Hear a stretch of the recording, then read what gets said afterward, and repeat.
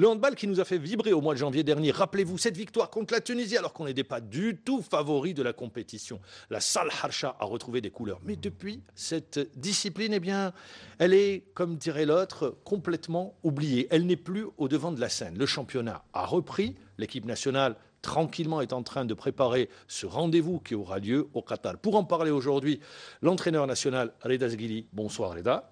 Bonsoir. Et un spécialiste du handball, journaliste que vous avez bien connu l'année dernière durant la compétition.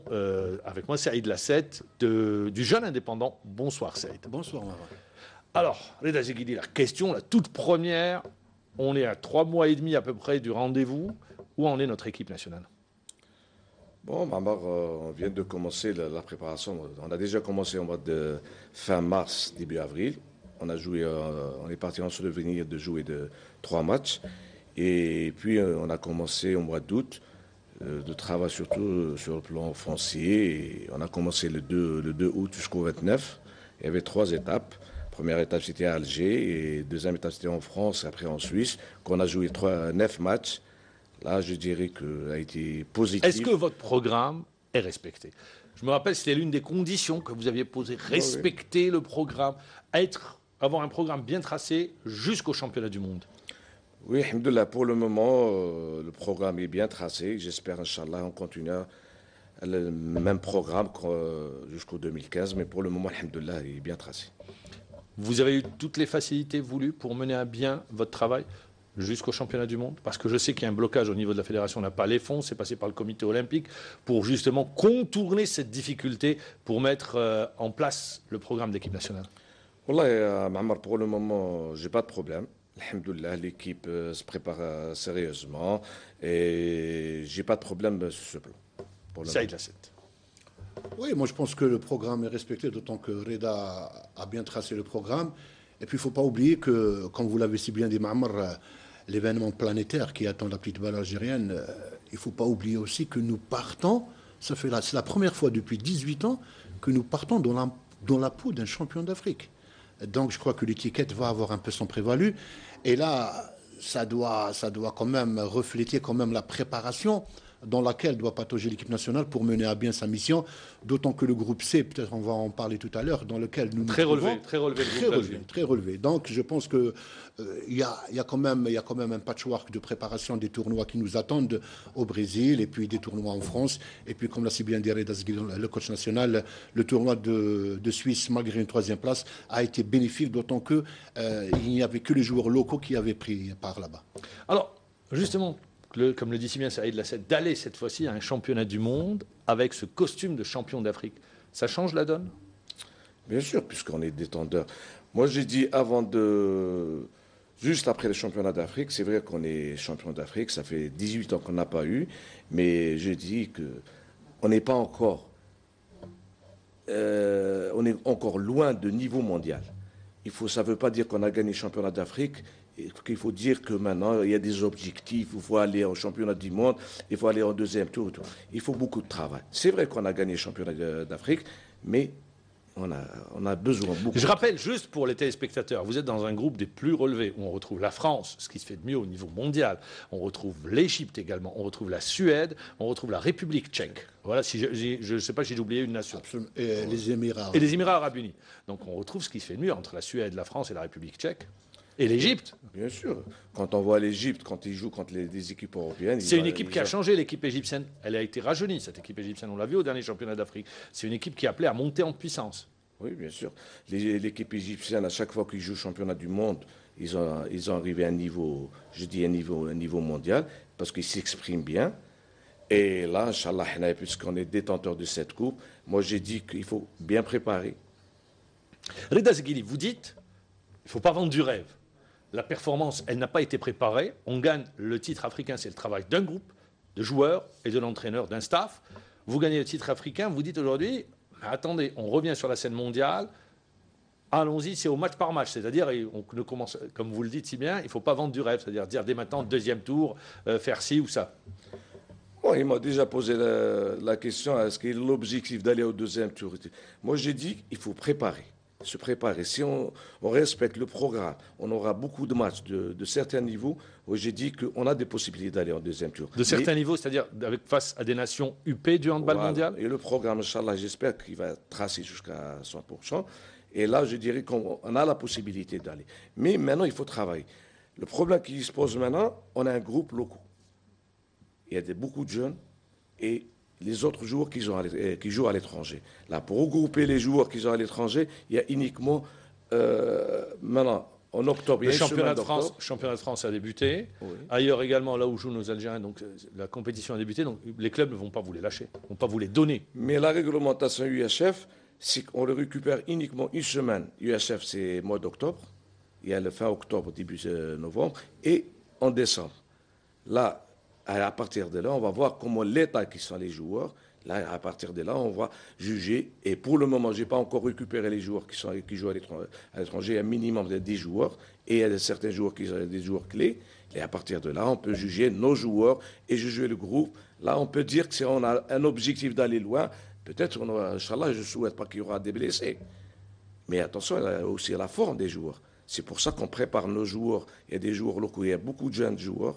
C'est-à-dire ce n'est qu'à partir de ce moment-là que vous pouvez faire un état des lieux et dire, bon, voilà avec quelle ambition je pars au championnat du monde. Voilà, c'est ça. Est-ce qu'il y aura pas, par la suite votre amalgame d'effectifs locaux, joueurs entre guillemets professionnels, vous allez avoir lors de la semaine IHF qui va se dessiner, je crois, fait mois de novembre, je crois. C'est ça, en novembre. Octobre, 25 octobre. Voilà, 25 octobre. Est-ce que vous aurez du mal à faire la décantation globale pour avoir un... Non, pour ce point, je ne pense pas que ça pose problème, puisque c'est des joueurs qui se connaissent. C'est vrai, il y a des joueurs jeunes, mais je ne pense pas qu'ils ont... Ça vous laissera combien de temps avant les championnats du monde? Non, je récupère les joueurs uniquement à partir du 23 au 24 octobre. C'est pas beaucoup. Jusqu'au décembre, vous voulez dire? Non, octobre, on a une semaine, puisqu'on a un tournoi au Brésil. Moi, je voulais revenir avant la compétition. Combien de temps vous récupérez les joueurs? Avant les championnats du monde. Il y a une semaine, octobre, et à partir du 22 décembre. Voilà, moi, ce qui m'intéressait, c'est la période du 22 décembre. C'est pour ça à que partir du 22 décembre. Vous les aurez jusqu'au championnat du monde. Donc vous aurez tout le temps à ce moment-là de pouvoir travailler, d'affiner votre travail. C'est ça. Inch'Allah, c'est ce qu'on souhaite. Alors, concernant les joueurs, Berkous est blessé ou pas? Parce qu'il y a eu beaucoup d'informations qui ont circulé concernant les joueurs. Au dernier championnat du monde des clubs. Berkous s'est blessé à l'entraînement. En compétition? Non, il n'a jamais joué. Il s'est blessé à l'entraînement 5 jours avant la compétition. Et c'est un entorse, moins de gravité. Lui qui est intelligent, il n'a pas voulu jouer. Il reprend normalement, d'ici une semaine ou 10 jours, il reprend la compétition. Pas l'entraînement, il reprend la compétition. Il y a certains qui disent Berkous 45 jours et disent qu'il ne reprend pas le championnat du monde. Moi, je dis c'est l'intox. D'accord, vous avez l'information. Slahdi, qui a été l'un des hommes clés pour le succès du dernier championnat d'Afrique des Nations, il a dit, je mets un terme à ma carrière internationale. Vrai, faux, vous avez réussi à le convaincre de continuer? Non, c'est vrai. Au début, il a dit qu'il met terme à sa carrière internationale, mais j'ai discuté avec lui. Normalement, Inch'Allah, il va reprendre bientôt. Et c'est l'occasion qu'il m'avait donnée. Je tiens à féliciter que, puisqu'il est arrivé en finale du championnat du monde des clubs. Une très grande prestation. C'est un honneur pour lui et pour l'Algérie. Je pense que j'aurais aimé, pas uniquement lui, j'aurais aimé beaucoup de joueurs qui participent au championnat du monde. Moi, en tant qu'entraîneur national, j'ai besoin de rythme des niveaux mondiaux. Ils ont joué contre l'équipe de Barcelone. C'est des joueurs niveau mondial. Et en plus, Flensbourg.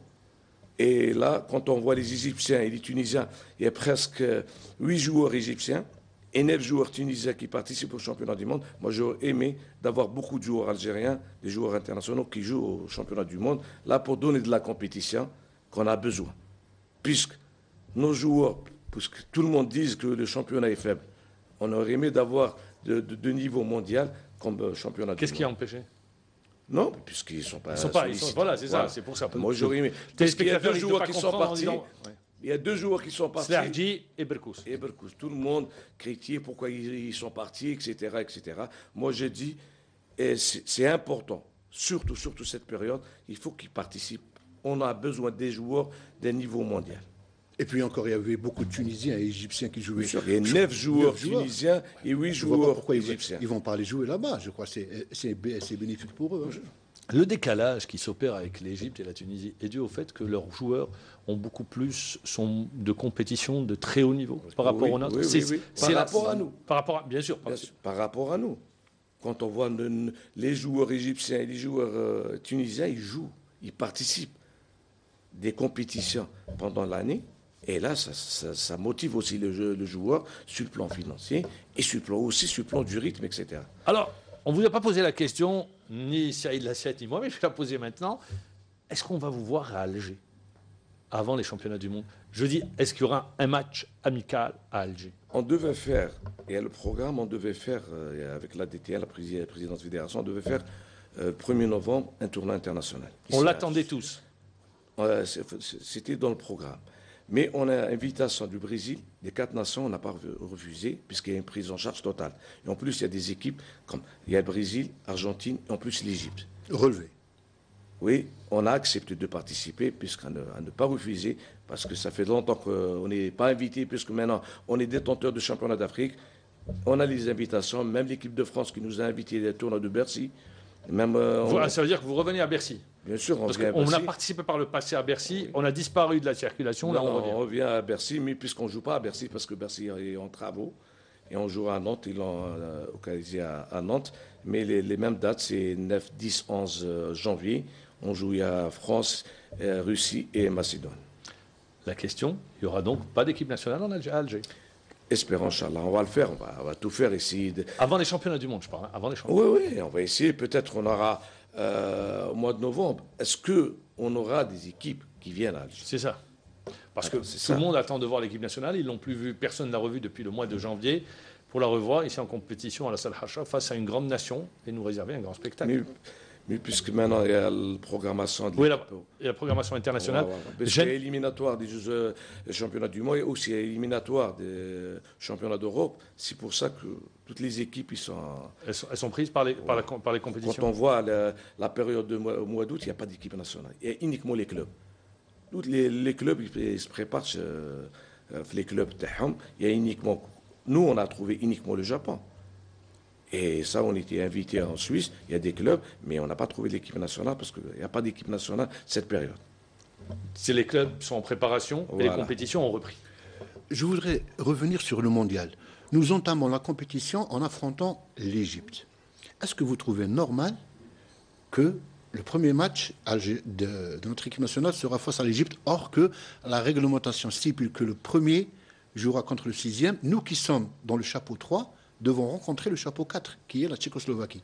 Maintenant, la République tchèque. La République tchèque. Donc, Algérie-Égypte, premier match. Oui, j'ai même fait des calculs, même le championnat du monde de 2013, j'ai vu que la Tunisie était au chapeau 3 et ils ont joué contre la France. Là, ils ont changé l'ordre des matchs. Là, je ne peux pas dire comment ils ont changé. Là, maintenant, les données changent. Puisqu'on joue au premier match contre l'Égypte. Moi, j'aurais aimé avoir l'Égypte en deuxième match ou troisième match pour rentrer de la compétition. Vous savez que le premier match est toujours difficile. Ah oui. Même pour l'Égypte ou pour les autres équipes, toujours le premier match est difficile de rentrer de la compétition. Mais l'Arabe, c'est...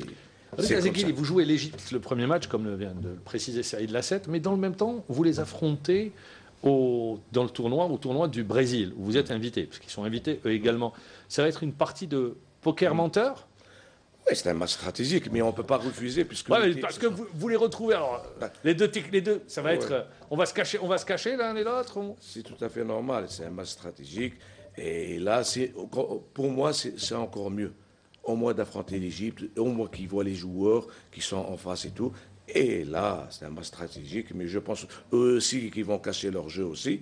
Et là, le plus important, c'est de jouer, puisqu'on ne peut pas refuser parce que l'invitation était avant. C'est pour ça que le tirage a été après l'invitation qu'on a eue. Toujours dans la préparation, on reste dans la préparation du championnat du monde de handball. Vous avez décidé de regrouper les joueurs locaux, des stages de 2 jours, c'est ça? Ouais. Pourquoi? Il faut continuer la préparation. Oui, les joueurs, ça ne veut pas dire que les 20 joueurs qui sont regroupés, qui vont partir au championnat Mais du monde. 2 jours, c'est pas insuffisant?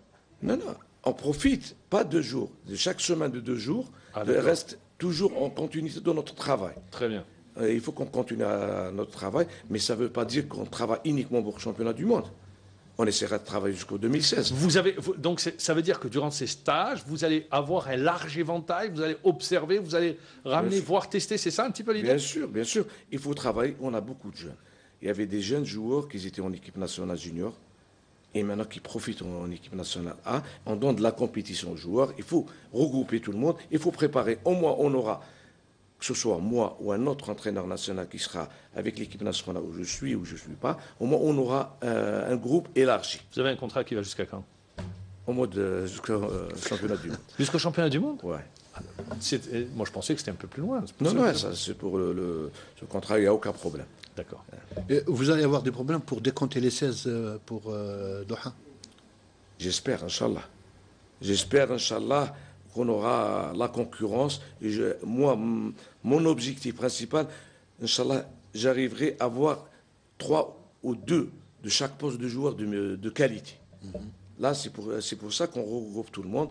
Au moins, on aura de la concurrence. J'espère qu'on aura 2 ou 3 joueurs de chaque poste. Je préfère qu'on ait une pression indique que man couche un ou des joueurs de métier, les postes importants. Justement, Reda, l'ordre des matchs au mondial. Alors, nous jouons l'Égypte, Émirats arabes, Suède, France, République tchèque. Comme j'ai dit, j'aurais aimé avoir l'Égypte en deuxième match, mais là, il faut qu'on se prépare. Mais aussi, ils ont des objectifs. Aussi, ils pensent qu'il faut gagner les 2 matchs. On peut aller au deuxième tour. Deuxième tour. Moi, j'ai dit non. Si on gagne les 2 matchs, surtout sur l'aspect psychologique, on est bien. On peut jouer contre les Européens d'un niveau mondial. Oui. Parce que c'est important. Et ça ne veut pas dire que si on joue les 2 matchs, on baisse les bras contre les 3 matchs. Ça, c'est... Peut-être l'Égypte aussi pense comme nous, et ils ont la possibilité de gagner, que ce soit la Suède ou la République tchèque. La Suède qui est revenue Bien sûr qu'ils à son reviennent meilleur en niveau. France. Hein. Ils ont des Il joueurs ne de faut pas qualité qui oublier reviennent. que nous avons les finalistes de la dernière C'est pour ça. 2012. France-Suède, c'est les Bien finalistes. sûr, attention aux Républiques tchèques, peut-être ils pensent certains gens qui sont un niveau qu'on peut gagner cette équipe. C'est vrai que si on a la possibilité de les gagner, pourquoi pas. Mais attention, les Républiques tchèques, ils ont battu la Serbie de 13 buts d'écart. Ouais. Ils ont arrivé à un niveau, je dirais, mondial. Est-ce qu'aujourd'hui, dans le niveau mondial, et je vous pose la question, il y a ce qu'on appelle les intouchables? Je pense à la France, je pense à la Croatie, je pense à la Suède, à un degré moindre, hein, à la République tchèque. Est-ce qu'il y a des intouchables? Oui, je dis que la France, la Suède, l'Espagne, République tchèque, Danemark, j'ai dit la Croatie, il y a des équipes de niveau.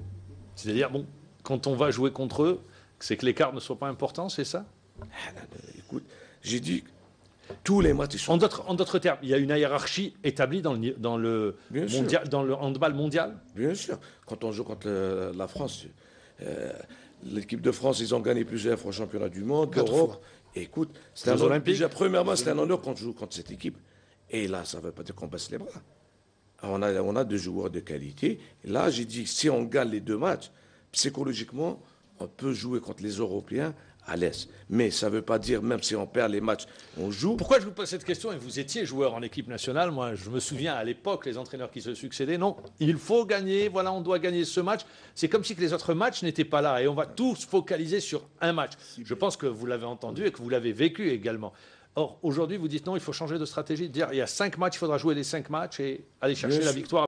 Alors, on revient sur cette deuxième partie de l'émission. Alors, moi, je me tourne vers vous, Reda Zegili, parce qu'on a parlé de la préparation du mondial, ce que vous comptez faire, des joueurs, des professionnels, des Algériens qui évoluent à l'étranger, à leur tête Mourlani, qui évolue à Dunkerque, qui a gagné le championnat de France. Pourquoi je parle de lui? Parce que c'est un petit peu le chef de file des Algériens qui évoluent à l'étranger. C'est un des leaders de l'équipe nationale, des joueurs locaux, de la préparation. Maintenant, je voudrais me tourner vers vous. Pour le téléspectateur qui ne le sait pas, mais je sais qu'il le sait très bien, vous êtes dans le monde du handball depuis des années, vous avez été joueur de l'équipe nationale, vous avez entraîné les jeunes catégories, vous êtes aujourd'hui entraîneur du GSP, donc vous avez cette double casquette. Et ce qui est intéressant, c'est que vous avez le recul nécessaire pour voir ce qui se passe sur le terrain, et ça vous permet également d'avancer dans votre travail. Alors aujourd'hui, je me tourne vers vous, après ce qu'a vécu le handball national. parce qu'il faut dire qu'il a été lourdement secoué par cette crise pendant 2 ans et demi.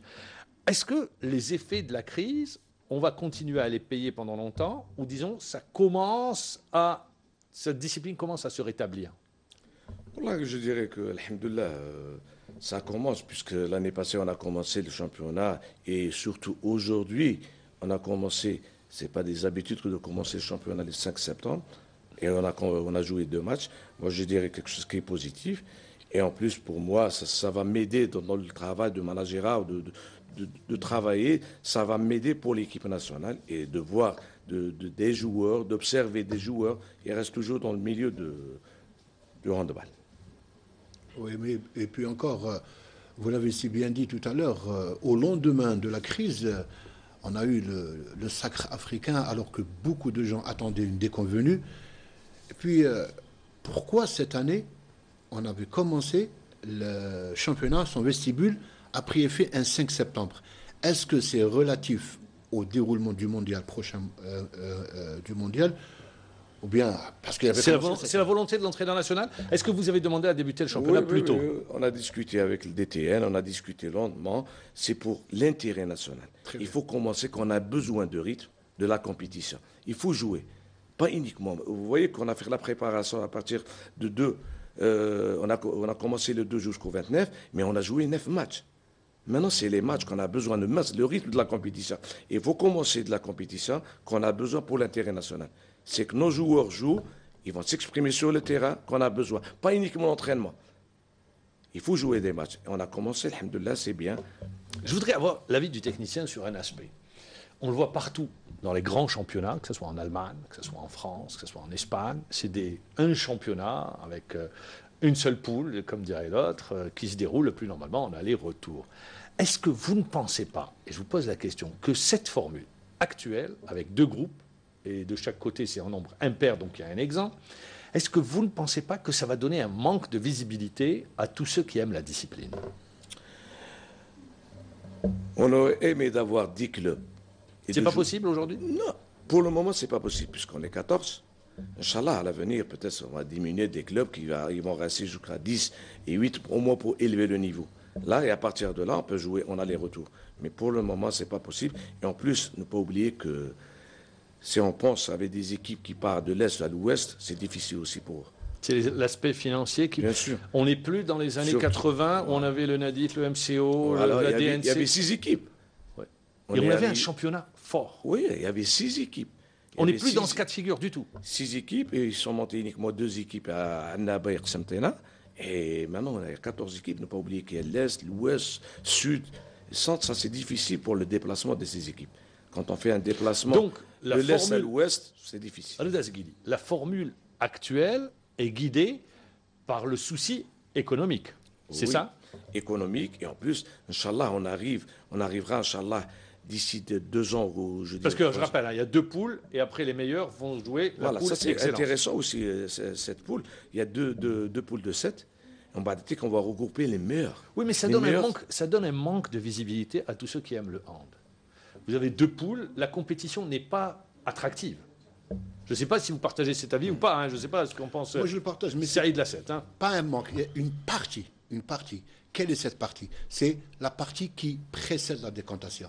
On se souvient. Ah oui, la partie. Ben c'est ça, justement. Avant d'arriver à la poule excellence. L'Amlifet, à titre d'exemple, exercice 2013-2014, on avait bien vu que les résultats de la première phase étaient des scores fleuves.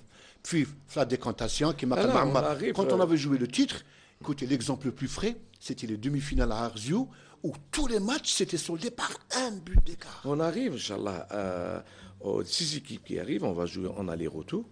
Là, je dirais que ce sera un championnat à 6. Peut-être que je l'ai mal formulé, hein, la question, mais je rejoins Saïd Lasset. La première partie donne un manque de visibilité. La deuxième partie, en revanche, oui. Là, celle-là, elle intéresse tout le monde et elle attire également le public. 10 matchs. Là, c'est intéressant pour tous. À Arziou, la salle était comble. Aussi bien le premier jour que le deuxième jour. Et les résultats étaient de 1 but d'écart. Inch'Allah, à l'avenir, on aura de 2 ans, 3 ans. La fédération, il y a une réflexion qui est entamée dans ce sens ou pas? Vous qui êtes entraîneur national, qui êtes proche du directeur technique national. On a discuté sur, au moins on fera sur 2 ans, au moins d'arriver jusqu'à 10. Parce qu'on a fait, il faut le dire, je vais le dire franchement, on a fait du populisme dans le handball et ça nous a entraîné dans une situation où tout le monde veut jouer. Parce qu'on est arrivé à 29. Oui, à 29. Bon, bientôt, on aurait pu aller à 50 et tout le monde aurait été heureux. Maintenant, on est arrivé à 14. D'accord. Et j'espère que l'année qui vient, on arrivera à 12 ou à 10. Là, c'est important. On essaiera progressivement, pas directement, on essaiera progressivement d'arriver à 10 ou à 8. Je sais que c'est une question que vous n'allez pas aimer, mais je ne vais pas vous dire de faire jouer le joker. Parce que le téléspectateur veut avoir l'œil du technicien. Il y a le GSP, quand je dis le GSP, le groupement sportif des pétroliers, et les autres. Ce n'est pas péjoratif quand je dis ça. C'est pour dire que le GSP est à un niveau, et c'est bien, et les autres doivent travailler pour atteindre ce niveau. Est-ce que vous pensez qu'aujourd'hui, le fossé entre le GSP et les autres clubs est grand, ou bien que c'est en train de se resserrer? Non, ils sont en train de se resserrer. Et il y a des équipes qui travaillent aussi. Il y a des équipes ça, c'est bien pour le handball. Non, bien sûr, c'est bien pour le handball. C'est pour ça qu'on arrive à diminuer les équipes pour arriver le niveau qui va, Inch'Allah, il va s'élever, Inch'Allah. Et au plus, qu'on arrive à 6, j'espère qu'on aura le même niveau. C'est pour ça qu'il y aura des matchs, peut-être il y a des matchs de niveau. J'espère qu'on aura les 10 matchs qu'on fera, Inch'Allah, et qu'on aura des niveaux. Mais je pense que le niveau est presque le même niveau de GSP et il y a certains clubs qui travaillent. C'est ça, parce que si on se réfère au championnat de France, Dunkerque qui a été champion a été battu lors de la première journée par un club. C'était une surprise, je crois que c'était Célestat ou Tremblay. Célestat, le premier club que vous avez cité. Oui, c'était Célestat qui avait battu le champion sortant avec Mokrani à Dunkerque même. Donc je crois qu'ici, les Français ont déjà pensé à ça il y a bien longtemps. Là, il y a une décantation, il y a une élite qui s'est créée. Et là, les résultats, on ne sait plus qui va gagner. Paris a été battu l'année dernière par des équipes de grands favoris de la compétition. Alors, certains vont nous dire, mais pourquoi vous prenez le championnat de France? Dans les années 80, c'était le championnat d'Algérie qui était la référence. Absolument. Mais la tendance s'est renversée parce que je rappelle aux plus jeunes que votre génération, ou ceux qui étaient juste un peu avant, vous aussi, vous aviez battu la France de Constantini. C'est juste pour donner une idée. Avec Jackson Richardson. Ouais. Et après, la tendance s'est inversée. Ouais. Ils ont travaillé, nous, on s'est dispersé sur cette discipline. Il faut dire les choses telles quelles. Parce qu'il y avait une politique en matière de handball. Et pourquoi je reviens à cette question? Il y a des clubs qui arrivent, il y a des pôles qui ont existé et qui reviennent. Je pense à Skikda, qui a été un grand pôle dans les années 80, dans les fins des années 70, qui a disparu quelque peu et qui est revenu. Alors, vous le dites aujourd'hui, c'est dû à un travail qui se fait en profondeur, où on va attirer les jeunes vers le handball, ou bien, sinon, une nouvelle fois, la performance n'est pas préparée? Non, il faut préparer nos jeunes. Attention, il ne faut pas penser uniquement... Avant de répondre, le titre continental a attiré des jeunes vers cette discipline? Oui. Sincèrement, elle a attiré beaucoup. C'est qu'on n'attirait pas uniquement les jeunes, on a attiré tout le monde, on a attiré la famille de handball. On a essayé de regrouper la famille de handball. Mon objectif, c'était ça. Pas uniquement le titre, parce qu'ils pensent qu'uniquement le titre. Parce que si on gagne le titre, on ne ramène rien. Mais le titre est une locomotive. Voilà. C'est ça. Qui va nous pousser à travailler et en plus de ramener nos jeunes. S'intéresse. Parce que pourquoi je vous pose la question concernant les jeunes? Quand on voit nos sélections de jeunes aujourd'hui, on ne gagne plus, on ne domine plus le continent africain. Mais je pense qu'on a, pour le moment, il y a eu U19, une belle équipe. Aussi, même il y a eu U21. Il y a des relèves. Inch'Allah, j'espère à l'avenir. Inch'Allah, on va essayer de faire équipe B. Ça sera réservoir de l'équipe A, puisqu'il y a la majorité... Est-ce que les équipes qui animent le championnat ont des équipes de jeunes? Je vous pose la question. Oui. Est-ce que ça travaille dans les jeunes catégories? C'est une obligation. Obligatoire. Très bien. D'avoir des équipes jeunes. Et d'avoir les filles. Il faut avoir un cahier de charge. Normalement, s'il n'y a pas de jeunes... Et les filles également? Là, je ne peux pas vous dire ça, c'est à la fédération de poser la question. Normalement, il y a un cahier de charge. Normalement, que ce soit filles et garçons. Je ne sais pas qu'ils ont mis à la fédération la réglementation d'avoir les filles et les garçons, mais je pense qu'il y a des équipes qui sont uniquement des garçons. Je ne sais pas si la fédération, à l'Assemblée générale, qu'ils ont posé le problème. Moi, je ne peux pas vous dire maintenant. Et vous pensez que si jamais dans un club il n'y a pas d'équipe jeune, est-ce que le club sera sanctionné? Le club en lui-même sera-t-il sanctionné? Non, je pense qu'il ne joue pas. Il ne joue pas du tout? Non, il y a des critères, il y a un cahier de charge. Il faut avoir des catégories de jeunes. Mais je pense que pas la majorité, c'est les joueurs qui sont excellents, ils ont tous les joueurs, toutes les catégories jeunes. Je reviens à l'entraîneur national. Est-ce que vous ne dites pas aujourd'hui, il serait temps que c'est l'équipe nationale, ou les équipes nationales, mais je pense surtout la vitrine, filles ou garçons, et leur centre de regroupement. Oui, c'est important. Quand on voit pourquoi on fait des stages à l'étranger. Sincèrement, on trouve des difficultés pour s'entraîner ici. On n'a pas de salle spécialisée pour l'équipe, pour le handball. Si on part voir des salles, on n'a pas de les commodités qu'il faut. Et maintenant, il n'y a plus de. Maintenant qu'on fait de la musculation à gauche et on s'entraîne à droite. Maintenant, les tendances. Tout doit être concentré sur le Bien même sûr, endroit. les tendances, ils ont changé.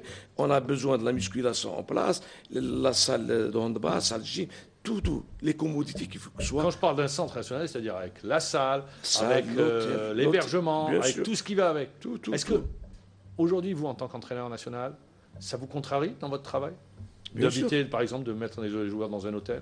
Bien sûr. D'aller à l'hôtel et de se déplacer de 15 km ou 20 km pour s'entraîner, c'est difficile, surtout pour la récupération. Attention. Quand on est parti en France, on avait juste à côté. Il y a 5 minutes de la salle, il y a les commodités, l'hôtel est juste à côté. On est dans le complexe, même quand on part pas uniquement en France, à l'étranger. Et c'est pour ça qu'on souhaite. J'espère que, puisque le ministre, la politique, on aura, Inch'Allah, à l'avenir, ça c'est quelque chose qui est positif, Inch'Allah, on aura des centres pour les équipes nationales. Je m'adresse aux handballeurs que vous êtes. Est-ce que ce n'est pas une discipline qui a pris une grande dimension? Le handball est une discipline qui a pris une grande dimension en Algérie. C'est le deuxième sport après le foot, mais dans le même temps, les moyens n'ont pas suivi. Quand je parle de moyens, je parle d'infrastructure, je parle de ça, je pense de centre de regroupement. Est-ce que c'est le sentiment que vous avez? Oui. Quand on voit le football, c'est vrai, le football, c'est le football. On ne peut pas changer. Mais je préfère que quand on voit le football, l'organisation qu'ils ont le football, espérons, Inch'Allah, qu'on aura. Vous êtes loin du football aujourd'hui. Loin sur le plan d'organisation ou sur le plan d'infrastructure. J'espère qu'on aura, sur le plan d'infrastructure, les mêmes moyens que le football. Ça va nous aider. Vous parlez Pas uniquement de l'équipe nationale, bien évidemment. Oh non, je ne parle pas de l'équipe nationale, pas uniquement A, c'est pour toute catégorie. Quand on aura un centre de l'équipe nationale, que ce soit filles ou garçons, ça va aider les techniciens ou les entraîneurs nationaux de le travail, Inch'Allah. Reda, donc on comprend, d'après vous dire, que lorsque vous regroupez les joueurs locaux pour les 2 jours ici, vous faites pratiquement rien avec les aléas, avec les retards, il n'y a pas de salle, il n'y a pas de salle de musculation. Vous faites quoi pendant les 2 jours?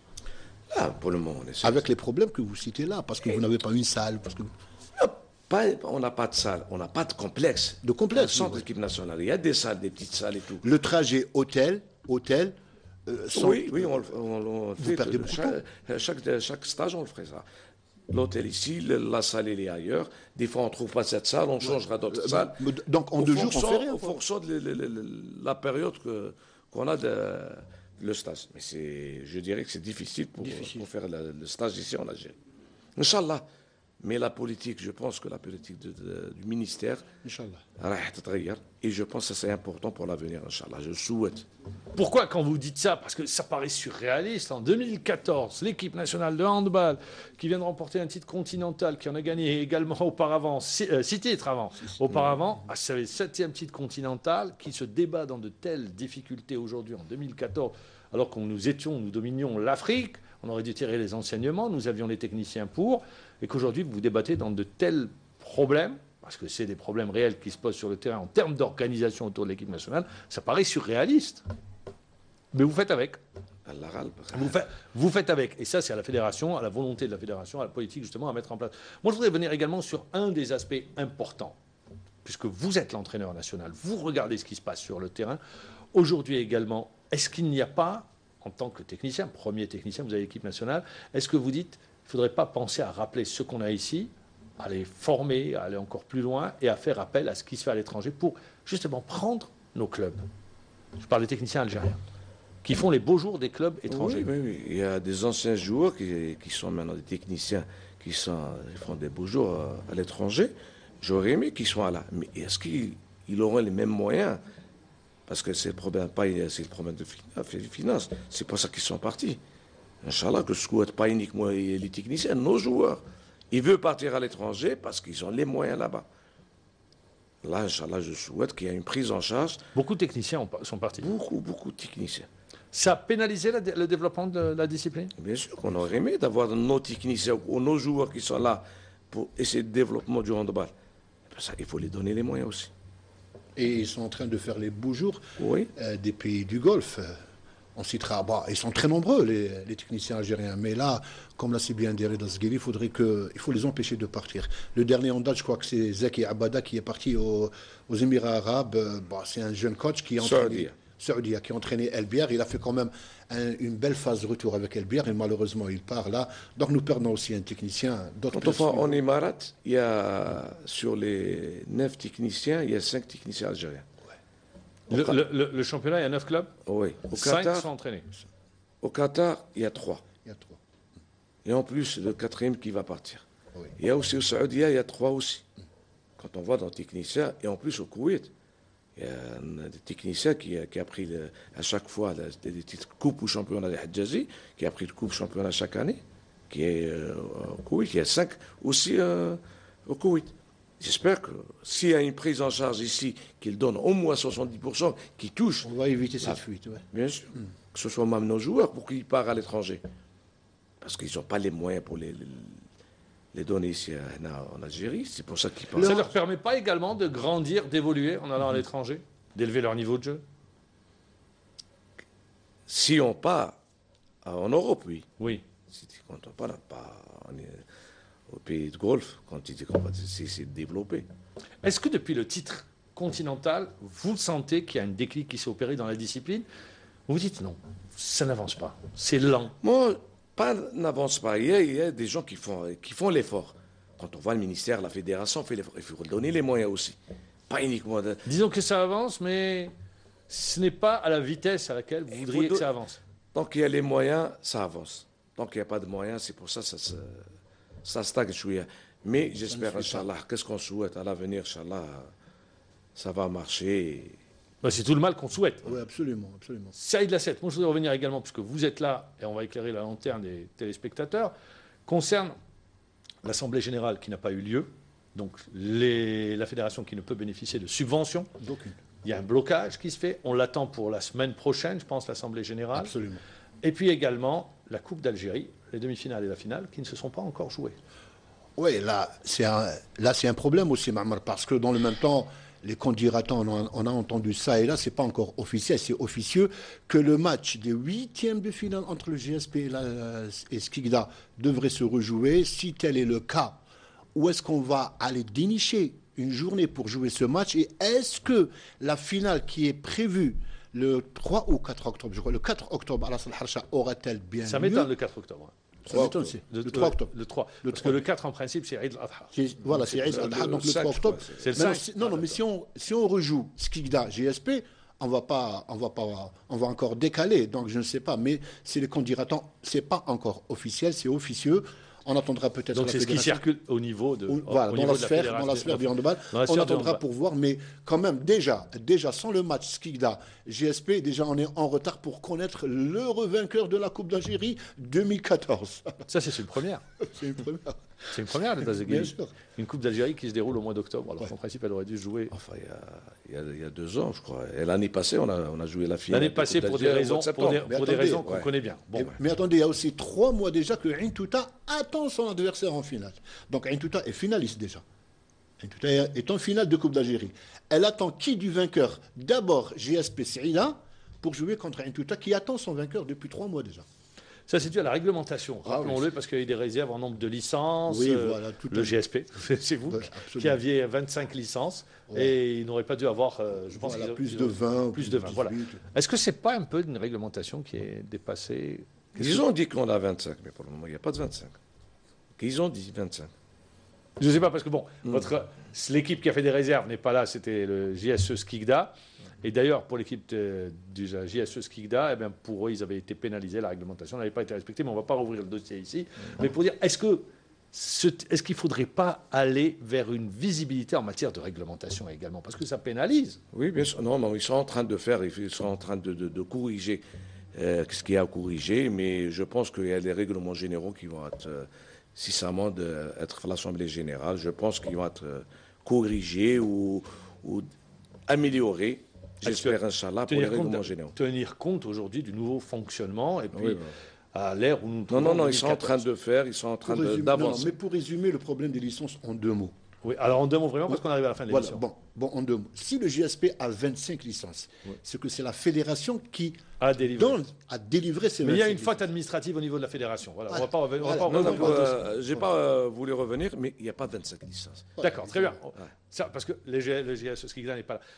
Voilà. Reda Zegili, vous avez beaucoup de travail qui vous attend. On souhaite bon vent. J'espère qu'on vous reverra avant les championnats du monde. Inch'Allah, Et j'espère qu'on Inch'Allah. verra l'équipe nationale à Alger. Merci d'avoir répondu à l'invitation. Je sais que vous avez un emploi du temps chargé.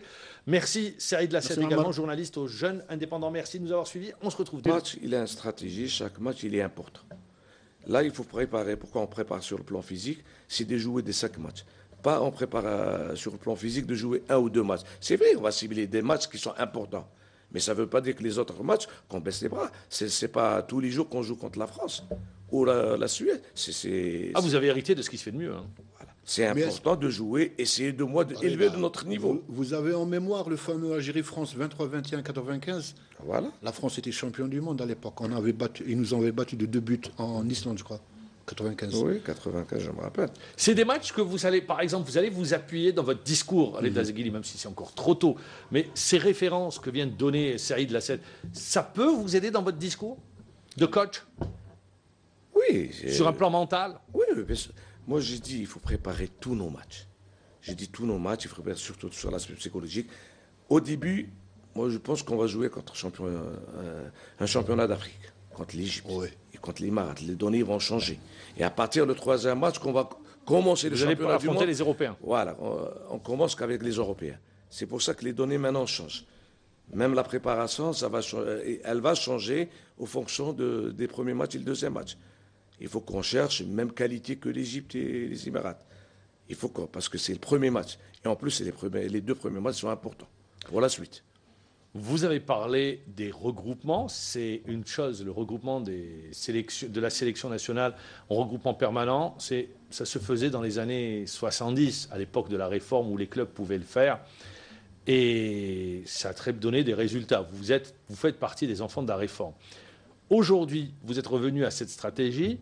Est-ce que depuis les championnats d'Afrique, et je rappelle que vous êtes entraîneur du GSP également, est-ce que depuis le mois de janvier à la date d'aujourd'hui, il y a des joueurs qui ont rejoint la sélection au niveau local que vous avez intégrés par la suite, qui n'étaient pas en sélection au mois de janvier? Oui, Des nouveaux, qu'ils n'étaient pas en sélection. qui n'étaient pas en Il y a sélection. plusieurs joueurs. Maintenant, il y a presque 60% des joueurs qui n'étaient pas en sélection et qui sont en équipe nationale maintenant. Cela, vous les préparez pour les championnats du monde ou pour la suite? Oui, il y a certains qui vont être. Inch'Allah, j'espère qu'ils vont être.